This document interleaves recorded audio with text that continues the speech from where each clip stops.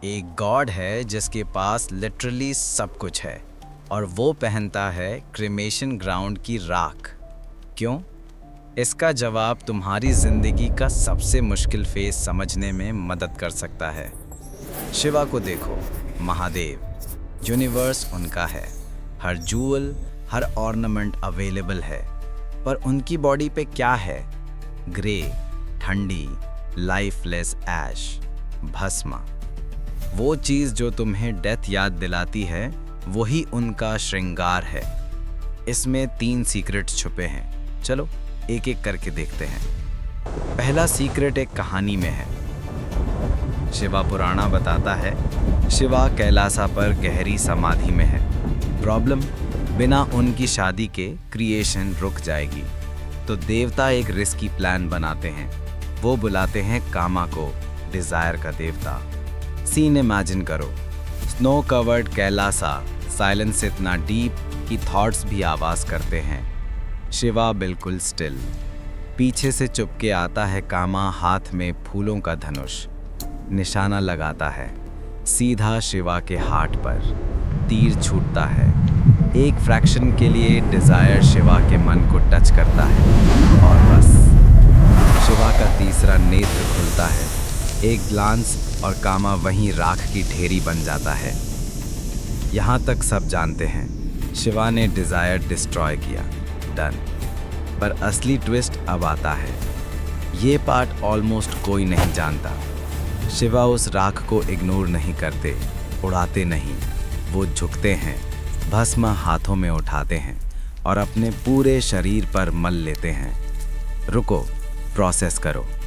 जिस डिज़ायर को अभी डिस्ट्रॉय किया, उसी की राख ऑर्नामेंट बना रहे हैं। यही पहला सीक्रेट है। डिज़ायर जब अवेयरनेस की आग में जलता है तो वेस्ट नहीं बनता, विभूति बनता है, पावर बनता है। डिस्ट्रक्शन नहीं, ट्रांसफॉर्मेशन। अब दूसरा सीक्रेट थोड़ा नर्डी है पर इम्पॉर्टेंट है। भस्मा का संस्कृत रूट है भस, मतलब चमकना। ग्रे, डल ऐश और नाम शाइनिंग वर्ड से। ये वेदांता का फेवरेट पैराडॉक्स है। जब नाम, रूप, ईगो जल जाता है, बाहर से नथिंग लगता है पर अंदर से प्योर शाइनिंग कॉन्शियसनेस। भस्मा उस हिडन ट्रूथ का सिंबल है। तीसरा सीक्रेट और भी सरप्राइजिंग है। एक पूरा उपनिषद है, भस्म जबाला उपनिषद, जो सिर्फ राख के बारे में है। हाँ, सीरियसली, पूरा टेक्स्ट डेडिकेटेड टू ऐश।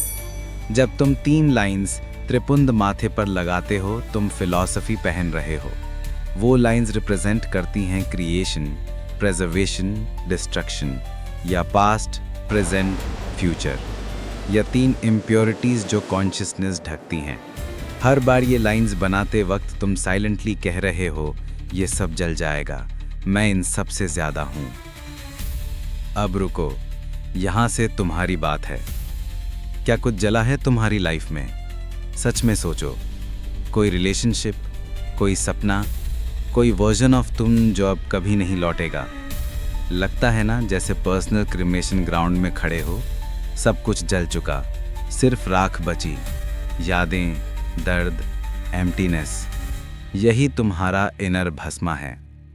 अब शिवा को देखो, वो भी उसी राख में ढके हैं, उसी लैंडस्केप में खड़े हैं जहां तुम हो। पर वो क्या करते हैं? प्रिटेंड नहीं करते कि बर्निंग हुई ही नहीं, वोन्स नहीं छुपाते। वो ऐश ओपनली पहनते हैं। मैसेज ये नहीं दुख ढूंढो, मैसेज ये है जो ऑलरेडी जल चुका उसका ज्ञान वेस्ट मत करो। उस लेसन को उठाओ, विभूति बना दो, अपने बिहेवियर में उतारो, डिसीजंस में उतारो। तब वो फेलियर नहीं रहता, पावर बन जाता है। जब शिवा को ऐश में देखो, वो डिस्ट्रॉयर नहीं रहते, वो तुम्हारा मिरर बन जाते हैं। कह रहे हैं, तू भी अपनी राख को शक्ति में बदल सकता है, बस इग्नोर मत कर। अगर सिर्फ एक इंसान भी इस वीडियो से अपनी राख को समझ पाया, वर्थ इट, तो शेयर करो किसी के साथ जो अभी अपने क्रिमेशन ग्राउंड में खड़ा है। सब्सक्राइब करो। अगले एपिसोड में शिवा का एक और अनएक्सपेक्टेड सिंबल डिकोड करेंगे। मिलते हैं एपिसोड 2 में।